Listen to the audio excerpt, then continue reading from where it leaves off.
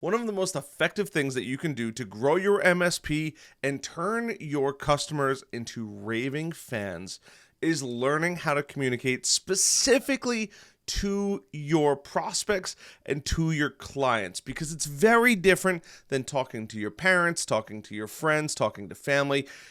It changes the game, and we're going to be covering all of that, how to be super effective, and by implementing these you will legitimately see a nice step-by-step path to success, because communication is key.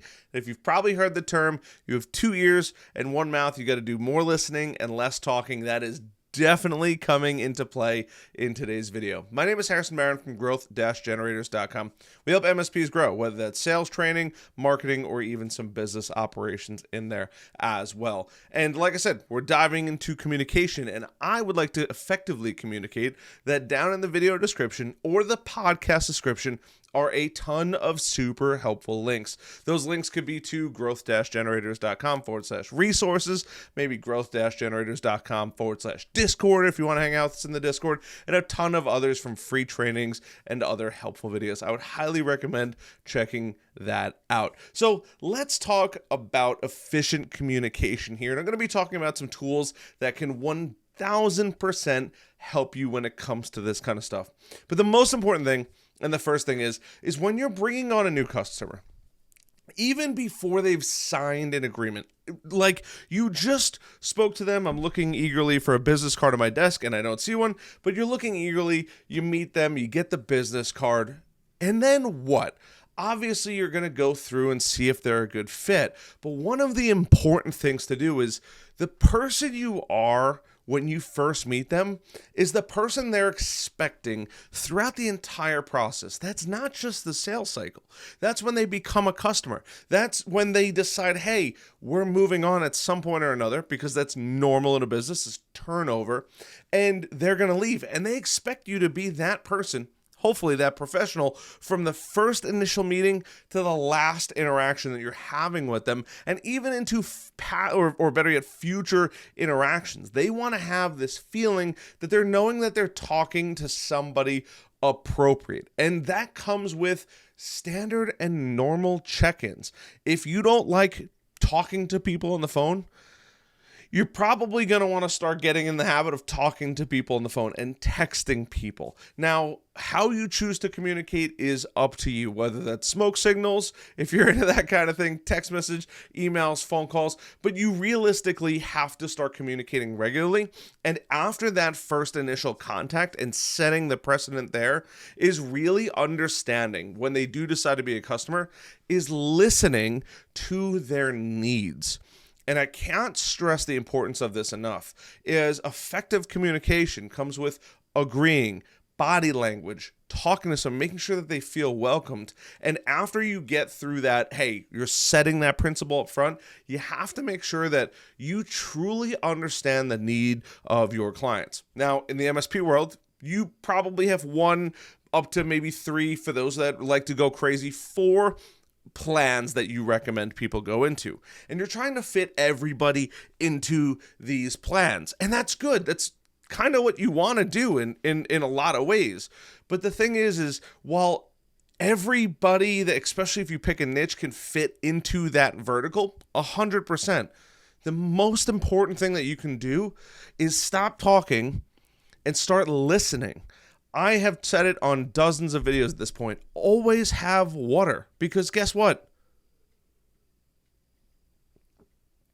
It takes a couple seconds to drink. And that sounds crazy, but taking that time and letting your prospect, letting your basically target, your lead, your just, even as an existing customer, listening to that and having them fill you with information. They want to be heard. But also on the second part of that is not only do they want to be heard, they want to make sure that you actually heard them, and your plan, regardless of selling them a plan, putting them into something, meets or exceeds their needs. I cannot stress it enough. They want to make sure, and that could be whatever method of communication. That could be talking, eye contact, body language, openness, nodding, right? Making people feel like they're heard, but also following up with the email, following up with a text message. If you text your clients, this is important. Showing that you're taking notes and you want to genuinely help them. No, like I said, no matter where they're at in the process, because they're going to have to go through upgrades. They're going to bounce ideas off of you. They want to know that you are hearing them. Even if you can't solve all their problems, them telling you makes them feel better. I promise you on that one. Number 2, and this one is going to be a tough pill to swallow for some people. But first, you got to hit the like button. I need you to hit the like button, subscribe button, notification bell. It helps me tremendously, and I get to keep making incredible videos for you. But number 2 is you have to set expectations. Now, those expectations are realistically whatever you want them to be, but you have to set expectations. I've talked about contracts in the past, and don't worry, they work hand in hand. A contract protects you, but also protects the customer, that they know that they're going to be spending their hard-earned money on your services. Yes, it's a business exchange, but in that contract, guess what it outlines? Expectations. As crazy as that actually sounds like, you have to set clear expectations. You also don't want to do what I see consistently as salespeople promising the world only to under-deliver. It is much easier to under-promise and over-deliver. Even if you know you could do something, or you're like, it's an easy layup, sometimes maybe it helps to embellish a little bit and make it seem like you're working a little harder. But in all honesty, you gotta set expectations, and setting that bar, as weird as it sounds, as low as you can, and then for you to rise and greatly exceed those expectations is always going to be good. But regardless of what that is, what you tell the customer or the prospect is really important. Not only how you say it, but what you actually say. And in this case, setting those clear expectations, what they can expect working with you, and what they can feel like, what is going to happen in the business. And also, it's important for them to set expectations of you in a weird way. Hey, this is how I want people to maybe not approach me, but hey, this is this side of the business, and they're a little more sensitive, and this is this side of the business, and not in a bad way. They're just going to be ripping through. Car salesmen are the prime example of this. When they have customers, they want things resolved. Other departments, accounting, legal, maybe they're a little slower. They're a little less excited to get work done, depending on who you are. But you got to set expectations right off the rip, and throughout that journey that you're going through with that customer. Number 3, you got to be proactive. Proactive does not just mean that you're doing patching on their computer, that you're running antivirus like ESET, or putting things in the system, or making sure that there's nothing bad going on or foul play or whatever it may be. They want to truly know that you are being proactive. And it's not just proactive work. It's proactive communication. Yes, you're gonna do the work. That's what they're paying you to do. I hope you're doing the work. But as in a weird way, the customer just sits there and goes, I'm paying thousands of dollars a month. Hopefully they're doing the right thing. I mean, my computers seem to be working. That's what they want. But you still have to let them know, hey, by the way, we did some virus scans last night. We made sure that, backups were done correctly. There's a long list of things that you can tell your clients, and especially your prospects, as you're going through with that. It doesn't have to be all about the actual client. It could be through the prospect phase and then becoming a client through that sales phase and being proactive. Hey, just want to let you know, little reminder about our upcoming meeting. This is what we're going to be covering. Boom, boom, boom. Maybe you want to bring some questions down. You have to be proactive through that entire process, and they regularly update your customers, regularly update your prospects. It sounds crazy, but once again, 2 ears, 1 mouth. People love to feel like, hey, most people would rather have more information. Most, not all, but the vast majority, especially the ones spending the money, they probably just want to know what's going on. They want to feel like they're getting their money's worth. We know they're getting their money's worth. but they don't always know that. So being proactive off the rip is super important, and following through that entire process is good. Trust me, ping the customer, make sure they got the email, even if they didn't open it. And I just want to talk about really quickly being proactive. Once again, you guys already know I love Go High Level. There is an affiliate link down below. It helps out the channel tremendously, but you can email market. You can set drip campaigns as they're going through the sales process. Guess what's going to happen? That's proactive sales. The same thing happens on your RMM and PSA side.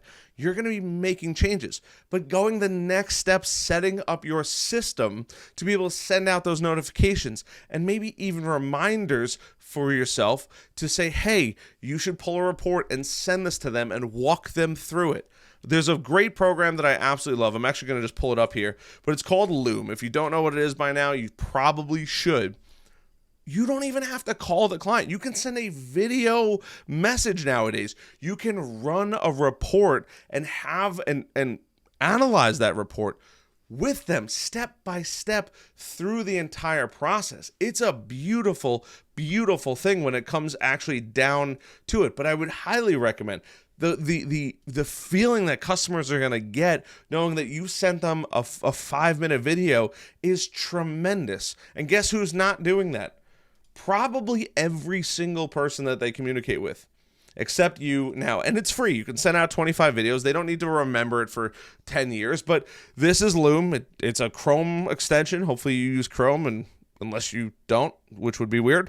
But for the most part, everybody uses Chrome. You can get their extension. It works pretty flawlessly. Having good microphones helps and a high quality camera, but I get it. Not everybody's got that, and that's okay. But showing people, sending them a video. Here's a great example of talking through the video. You can share your screen just as I am, and that will light somebody up. And once again, their past MSPs have not done it. The people that they work with haven't done it. You're going to be the only one. And it doesn't have to be 5 minutes long. It might be 1 minute long. But I tell you what, it's probably a lot better than reading an email.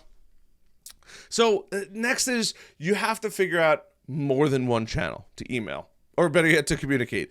Email is the most common. Obviously, we have phone calls. We have text messages. Go High Level will actually allow you to send text messages through the platform. But get creative with it. Maybe it's leaving a note on somebody's computer. There are so many different options that you can have with effective communication. It doesn't even always have to be from you. You could pass on the communication to maybe a coworker, so when that person calls in, they can give that reminder. That's what we can do in PSA and RMM tools. You can have that say, hey, by the way, when you're checking the notes, make sure you mention this to the customer. This is tremendous. There is a whole client portal that you can set up to feed that client information, but you have to go, in this case, multi-channel. There's really no way around it. In today's day and age, phone calls are great, but not everybody's on their phone. Not everybody's looking at their text messages. They want an email. They want something there waiting for them. Number 5, in effective communication, you got to be transparent. There's lying, which I rarely ever recommend, if at all recommend. And then there's extending the truth a little bit. You gotta effectively communicate. You gotta be transparent when it comes to certain things. Lying, almost never a good idea. Stretching the truth might be able to bail you out in certain situations, but you still don't want to go to that point where you're lying. You might want to maybe embellish a little bit. That's totally fine, but you still have to be transparent at the end of the day, and you got to be honest. I feel like honesty goes a long way in business, and if you're honest with people and you work hard and they see that you're working hard, hopefully with effective communication, that's going to go tremendously further along. But transparency, hey, where things are at, what's happening, what's going on, will always win you more business. I have had plenty of projects that I've sold that have gone awry. Things didn't ship, things didn't come in, somebody broke something, it was getting installed, wasn't installed in time. Trust me, it's just a part of business. But the difference is being transparent and effectively communicating what's going on and next steps.